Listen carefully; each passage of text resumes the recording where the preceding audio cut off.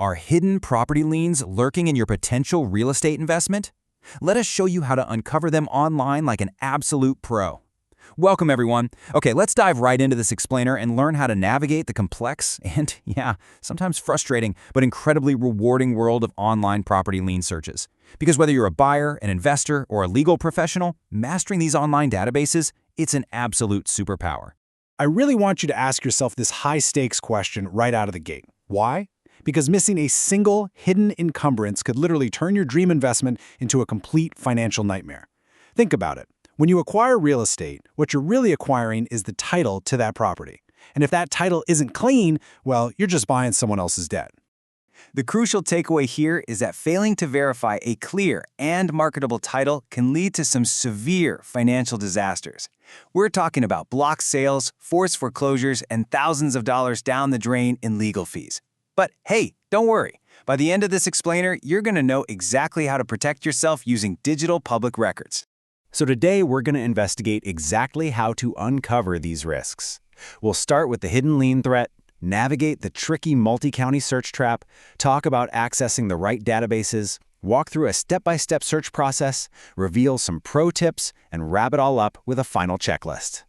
All right, Section 1, the hidden lien threat. Let's look at the actual risks to your investment. You see, there's a massive variety of liens out there. It's definitely not just a single thing to look for. For example, an undiscovered mechanics lien, say from a contractor who never got paid, that can actually force a foreclosure on the property. Then you have judgment liens from civil litigation, which attach directly to the real estate, and state tax liens. Those will completely block your ability to sell or refinance until that debt is totally satisfied. Bottom line, you absolutely must establish a clear marketable title to transfer properties safely. Moving on to Section 2, the multi-county search trap. This is all about finding the right one. Now, right when you think you're ready to start searching, we hit a major plot twist. Notice how easily you can fail on step 1 here. Richland County actually exists in multiple states across the U.S. South Carolina, Ohio, North Dakota, Wisconsin, Illinois, Montana, they literally all have a Richland County. And every single one of them uses completely different online portals and judgment systems. If you search the wrong state's database, you might falsely see a clear title simply because that property doesn't exist in that specific system. Because of this crazy duplication, your primary directive, your mission, is to rigorously isolate and verify the specific state jurisdiction, zip code, and the exact parcel format before you even begin investigating. Seriously, even professional, automated title engines fall into this trap all the time just because of name duplication. Okay, Section 3. Accessing the right databases, focusing on Richland County, South Carolina. So you've got the right state. Now, where exactly do you look? You can't just check one convenient website. You kind of have to play detective across multiple independent databases. In South Carolina, the Register of Deeds handles your mortgages and mechanics liens, but you have to use their paid subscription management system to actually view the documents. Meanwhile, general judgment liens from civil lawsuits, those are held entirely separately by the clerk of court on the Judicial Branch Public Index. And state tax liens aren't even at the county level anymore. They're centralized on the South Carolina Department of Revenue's online registry. Basically, you have to check all 3 of these to get the full picture. Which brings us to Section 4, step-by-step search process. Let's look at a practical guide. Now that we know where the data lives and just how fragmented it can be, let's walk through the exact method of retrieving court dockets online. For this, we'll use the Richland County, Ohio Quick Link portal as a prime step-by-step example of hunting down civil judgments. First, you use the top search interface. You enter the target owner's first and last name to pull up matching names and grab that civil case number. Second, you move to the bottom interface, select the docket book type and volume, and input that case number. Just remember to exclude the C prefix per the system's rules. Finally, you pull the actual docket sheet and review it to verify any outstanding judgments. Oh, and a quick tip, if you ever get stuck during business hours, you can actually just call the clerk's legal division.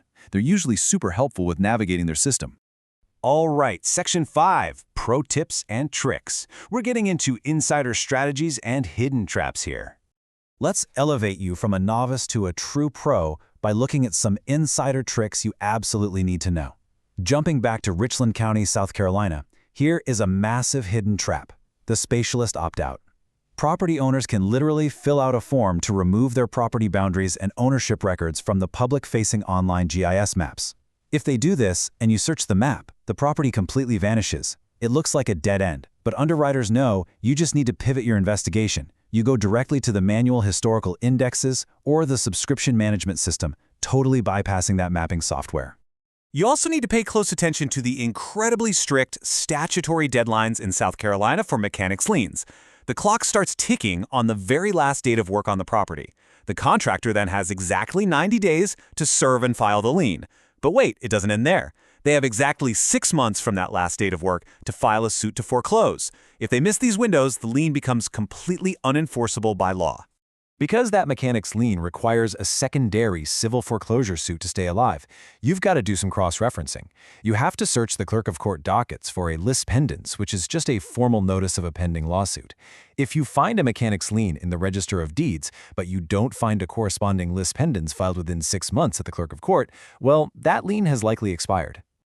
Now I want you to think about the number 3. This represents the dangerous 3-day processing gap. When a lien is physically filed at the county courthouse window, it has to go through scanning, database indexing, and document proofing.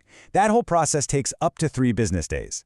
This means a dangerous lien could legally exist on the property today, but not actually show up in your online search until, say, Thursday.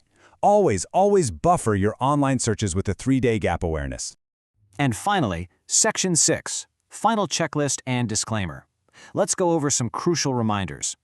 We've covered a lot of incredibly complex ground today, from multi-county traps all the way to 3-day indexing gaps. So let's wrap up with a really important warning before you start your own searches. While you now have the tools and the insider knowledge to investigate public land records like a pro, please remember that real estate law, title defects, and statutory deadlines are highly complex. This explainer is for informational purposes only. Never skip a professional title exam and always consult a qualified real estate attorney before you finalize any major property transaction. Armed with these advanced strategies, a solid understanding of decentralized databases, and the tricks to bypass common automated failures, you are now fully equipped to uncover the actual truth about a property's title. The records are out there, just waiting in the digital index. So, what will you find next?